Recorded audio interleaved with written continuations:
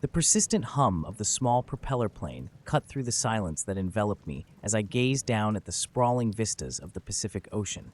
The islands that dotted the horizon were like emerald jewels set against a canvas of deep blue. Among them, Lanai emerged, an island shrouded in an aura of mystique and untouched natural beauty, a stark contrast to its bustling neighbors.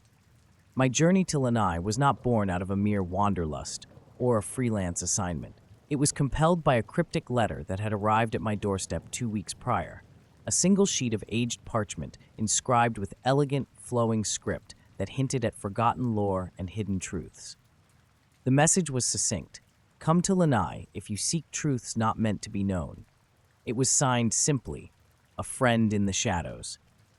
As a documentary filmmaker with a penchant for exploring the paranormal, this mysterious invitation was irresistible. My previous projects had taken me to haunted forests in Japan and abandoned asylums in the United States, but nothing had felt as compelling as this. With my camera and a small suitcase of essentials, I boarded the flight from Honolulu, filled with a mix of anticipation and apprehension. Upon landing, the isolation of Lanai was immediately palpable. The airport was little more than a runway and a modest terminal building, surrounded by vast expanses of rugged terrain and dense forests. The air carried a hint of sea salt and a whisper of secrets hidden by the land. I rented a jeep from a small kiosk outside the terminal, the elderly owner nodding with a knowing smile as he handed me the keys. "You're here for the Kahele story, aren't you?" he asked, his voice a raspy whisper that seemed to carry more knowledge than his years could suggest. I nodded, surprised by his intuition. "Be careful, young man. Some truths are better left in the shadows," he warned, his eyes darkening for a moment before he turned away to attend to other matters. My first stop was the island's only bar, the Dusk's Rest, a place rumored to be the watering hole for the island's old souls and keeper of its darkest tales. The bar was located at the edge of Lanai City, the island's small and only urban center, which felt more like a forgotten village frozen in time. The building was a relic of the past, its wooden structure worn by the elements, with a sign that creaked with each gust of wind. The interior of the bar was dimly lit, illuminated by lanterns that cast soft shadows onto the wooden tables and floors, worn smooth by generations of patrons. The air was thick with the smell of spiced rum and old tobacco, a testament to the many stories that had permeated the atmosphere over the years. Leilani, the bartender and apparent matriarch of the establishment, greeted me with a nod as I approached the bar. Her eyes seemed to pierce through the dim lighting, assessing my presence with a mixture of curiosity and caution. "You're here for the Kahele story, aren't you?" She repeated the question I had heard earlier, her tone implying that my quest was common knowledge. As the evening wore on, Leilani shared the legend of the Kahele family over glasses of a local brew that warmed the body and loosened tongues.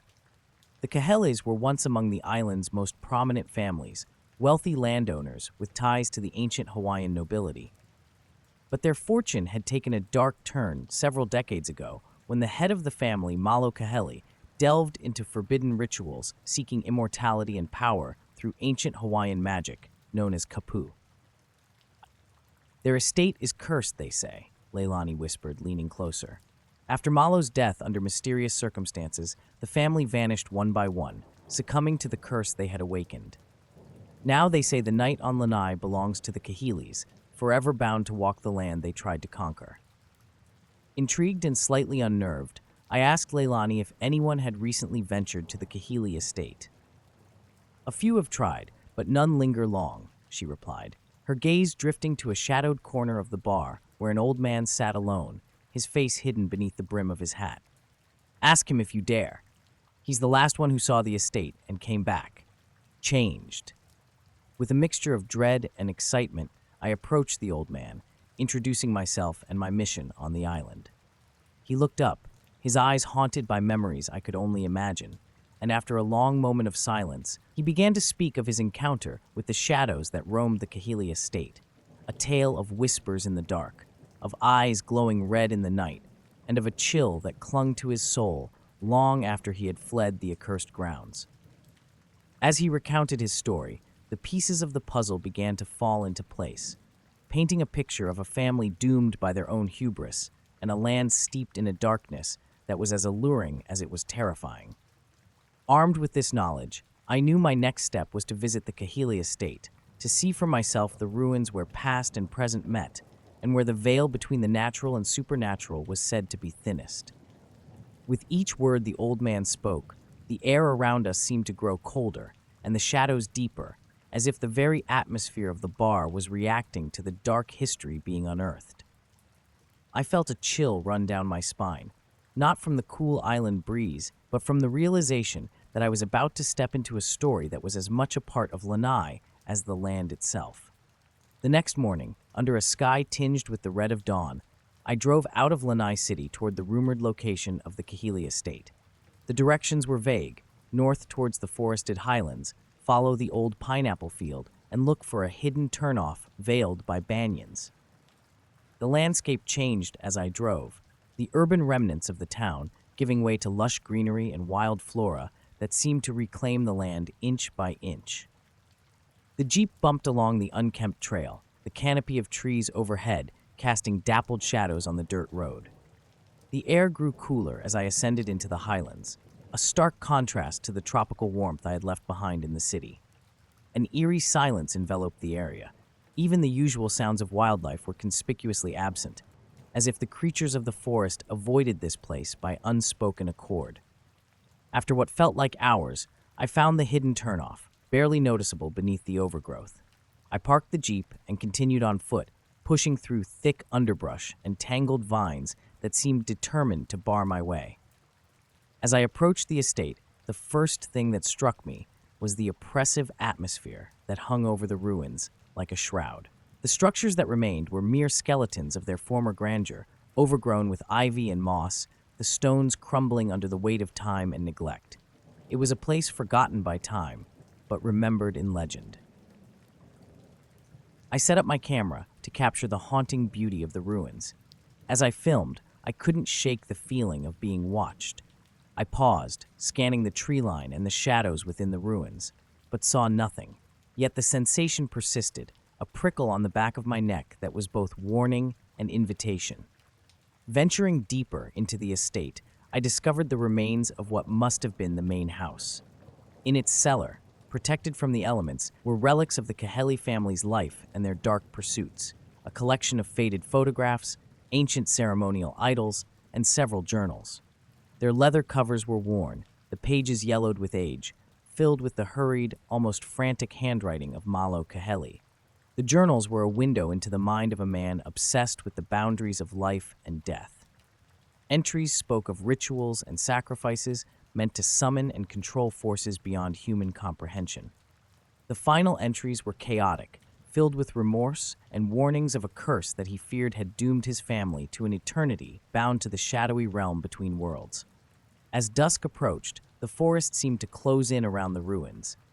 The air thickened and the shadows lengthened, merging into a palpable darkness that seemed to pulse with unseen life.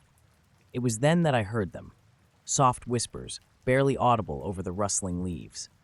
They were voices, chanting in a language I could not understand, yet their intent was unmistakable. They were calling to something, or someone. I followed the sounds to a clearing beyond the house, where the ground was marked by ancient stones arranged in a meticulous pattern. The center of the clearing held a darker stain, as if the earth itself remembered the blood that had been spilled there. The chanting grew louder, and I saw them, figures emerging from the shadows, their forms ethereal, almost smoke-like in their insubstantiality. They were the remnants of the Kahele family, trapped in a twilight existence, neither alive nor truly dead. Malo Kahele's spirit appeared more solid than the others, his features twisted in anguish and regret. "You should not have come here," he spoke, his voice a hollow echo of his former power.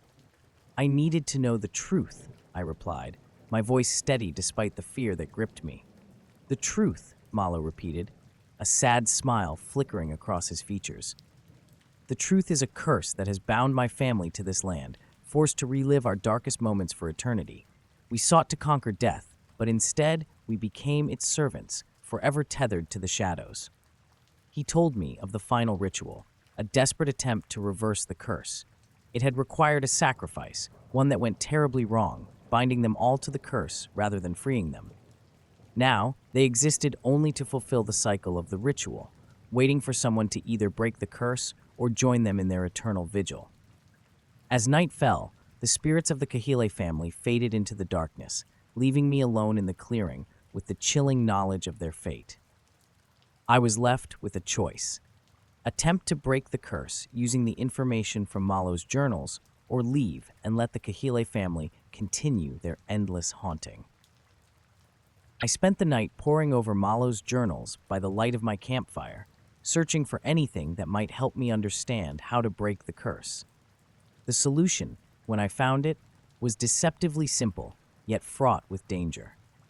It required a ritual, performed at the stroke of midnight under the new moon, to sever the ties that bound the Kahele spirits to the earthly realm. Armed with knowledge and a healthy dose of skepticism, I prepared for the ritual. As midnight approached, I arranged the ancient stones according to the diagrams in Malo's journal and recited the incantations he had documented, my voice steady in the still night air.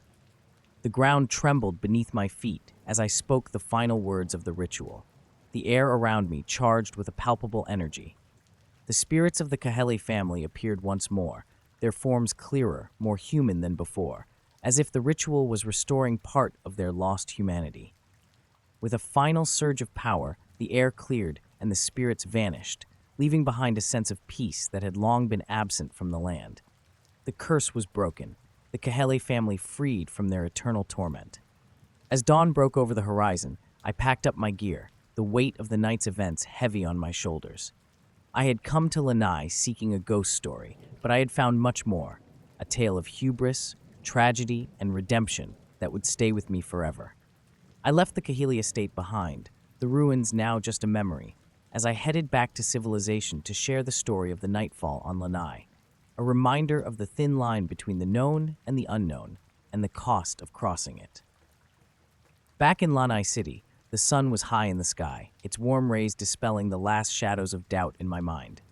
I had come to the island chased by shadows, but I was leaving it with a story of light, a story of a family that had found peace after decades of darkness. As I boarded the plane back to Honolulu, I looked out over the island one last time. Lanai no longer seemed like a place of dark secrets, but a land of beauty and mystery, its stories part of the fabric that made it unique. The adventure had changed me, deepened my understanding of the power of belief and the strength of the human spirit. I knew that this experience would shape my future projects, guiding me to seek out the light in the darkness, the stories of redemption hidden in the shadows. As the plane took off, climbing higher into the sky, I turned my gaze forward, eager for the next adventure, the next story. But I knew that Lanai, with its nightfall and dawn, would always hold a special place in my heart, a reminder of the night I walked with ghosts and helped them find their way home.